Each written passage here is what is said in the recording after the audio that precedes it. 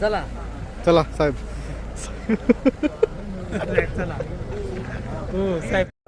आज रायगड या ठिकाणी आपल्या सर्वांचे लाडके आमदार आदरणीय शरददादा सोनवणे, त्याचप्रमाणे शिवसेना पक्षाचे सचिव आदरणीय रामजी रेपाळे साहेब, या सर्वांच्या अध्यक्षतेखाली आणि तालुक्यातल्या सर्व प्रमुख पदाधिकाऱ्यांच्या उपस्थितीमध्ये खरं तर आज मी पुन्हा माझ्या घर वापसी परत या ठिकाणी प्रवेश करत आहे.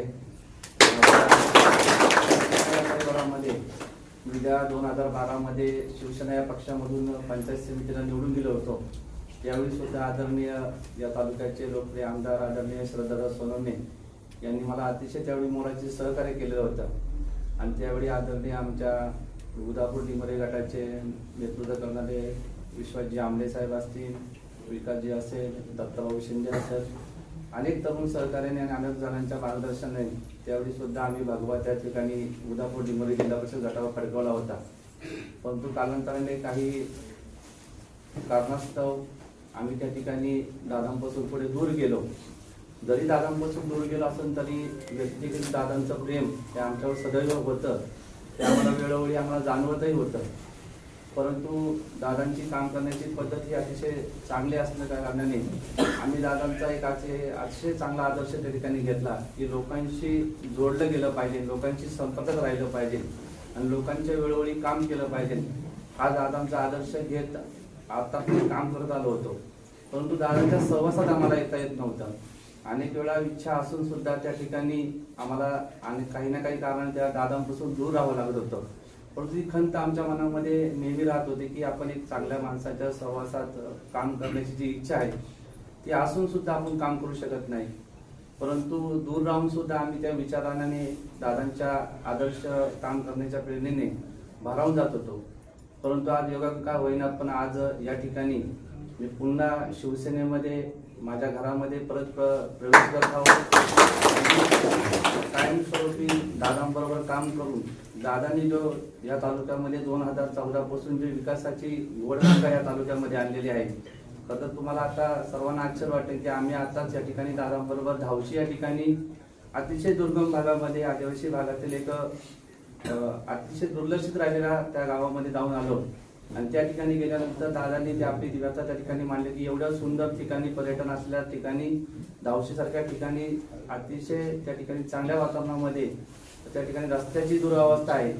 आणि दादा त्या ठिकाणी शब्द दिला की माझी 4 वर्षाची जी सेवा आहे ती सेवा मी या जुन्नर तालुक्यातल्या सर्वात दुर्लक्षित राहिलेल्या घटकांसाठी या पुढे काम करणार आहे.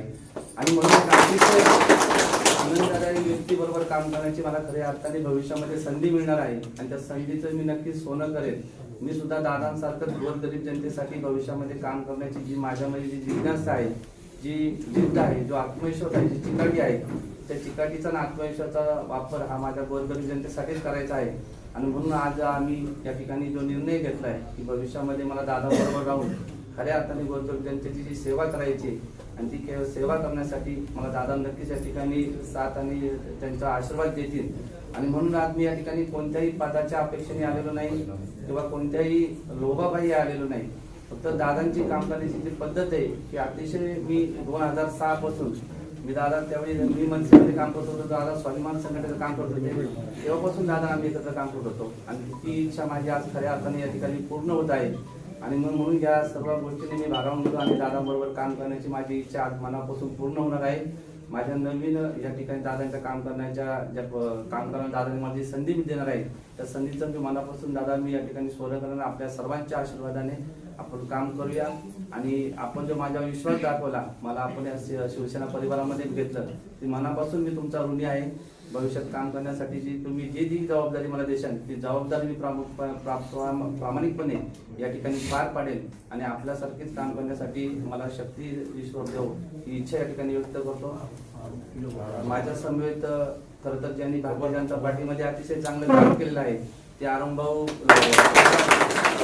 पुणे जिल्हा भारतीय जनता पार्टीचे अनुसूचित जमातीचे सरचिटणीस आहेत.